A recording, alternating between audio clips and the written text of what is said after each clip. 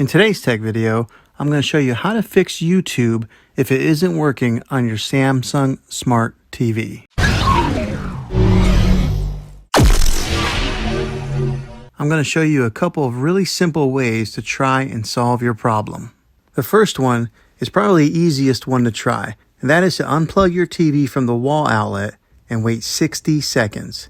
Now don't be impatient, wait the whole 60 seconds and then plug it back in. This is very different from turning the TV on and off with your remote control. This is what we call a hard reset of your TV, so make sure you try this method. If that doesn't work, try deleting the YouTube app off of your TV. So go over to wherever the apps are located on your system and remove the app altogether. Then reinstall the YouTube app again.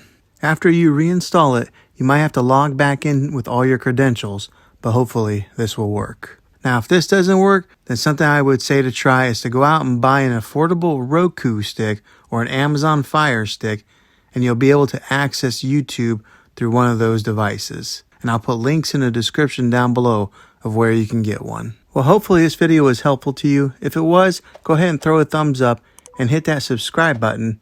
I make tech videos all the time, and I'd love to have you back in the next one. Take care.